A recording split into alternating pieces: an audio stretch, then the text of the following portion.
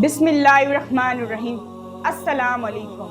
जब यकम मुहर्रम का महीना आता है तो वाक़या करबला के मनाज़िर हमारे दिलो दिमाग पे छा जाते हैं। अम्मा फ़ातिमा-तुज़-ज़हरा के दिल का टुकड़ा, हज़रत शेर हैदर करार के दिल की ठंडक और हमारे प्यारे मोहम्मद मुस्तफ़ा सल्लल्लाहु अस्हाब व बारिक वसल्लम के आँखों का नूर, हज़रत इमाम हुसैन रज़ियल्लाहु तआला अन्हु की दी हुई कुर्बानियाँ, शहादतें और सब्र पे रश्क आता है।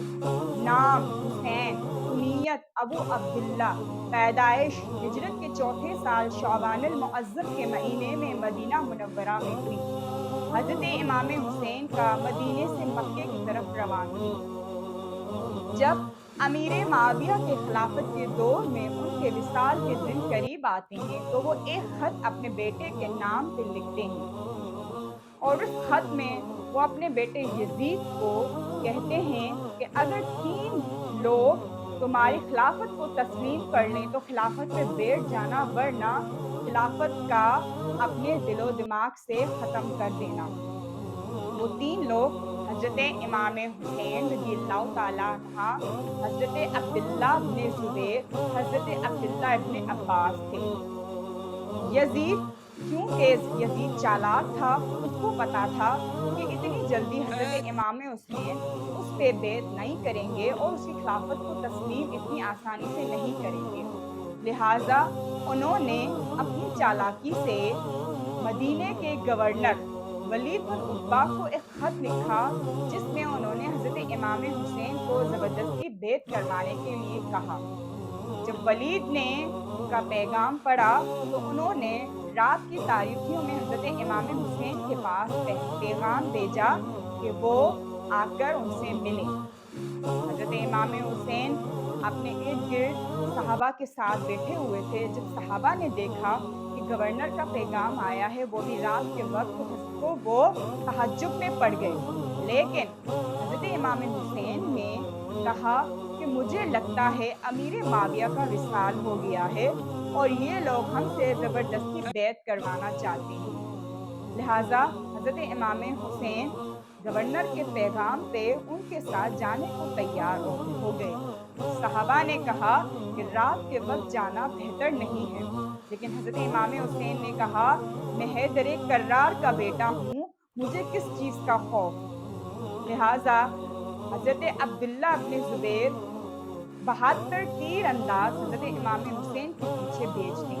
हज़रत इमाम हुसैन गवर्नर के दरबार में आते हैं और क्योंकि वलीद अहले बैत से बहुत मोहब्बत करते हैं, उन्होंने बहुत इज़्ज़त व एहतराम से हज़रत इमाम हुसैन को यजीद का पैगाम दिया और उसमें ये था कि हज़रत इमाम हुसैन से बैत करवाई जाए। हज़रत इमाम हुसैन ने कहा कि मैं रात की तारीकियों में बैत नहीं करूँगा, जिस तरह हज़रत अबू बकर सिद्दीक़ के दौर में और हज़रत उमर फारूक के दौर में बैत की जाती थी तमाम लोगों के सामने। लिहाजा जुम्मे के दिन तमाम लोगों के सामने सबसे बैत की जाए, उसके बाद आखिर में मैं बैत करूँगा। ऐसा नहीं हो कि आप लोग मुझसे बैत ले लें और सब लोगों से ज़बरदस्ती मेरे नाम पे बैत की जाए।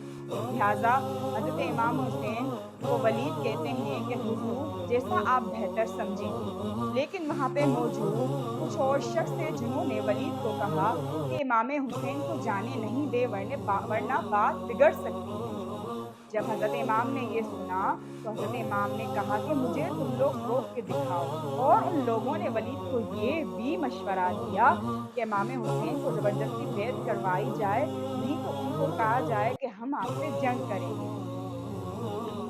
इमाम हुसैन तो बहरहाल वहाँ से चले जाते हैं और आके अपने साथियों से मशवरा करते हैं।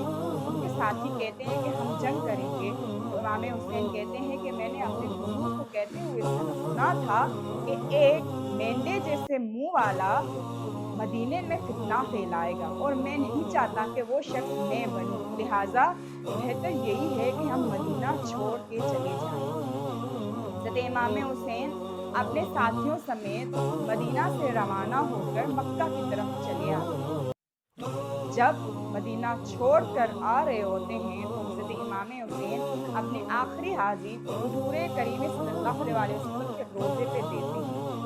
آپ لوگ سوچیں کہ جب یہاں سے کوئی حاجی حج اور عمرے کے لیے جاتا ہے، کچھ ہی دنوں کے لیے جاتا ہے، لیکن ان کو مدینہ منورہ سے اتنا پیار اور لگاؤ ہو جاتا ہے کہ جب ان کو وہاں سے آنے کو جب ان کے وہاں سے آنے کا وقت ہوتا ہے تو وہ مایوس ہو جاتے ہیں۔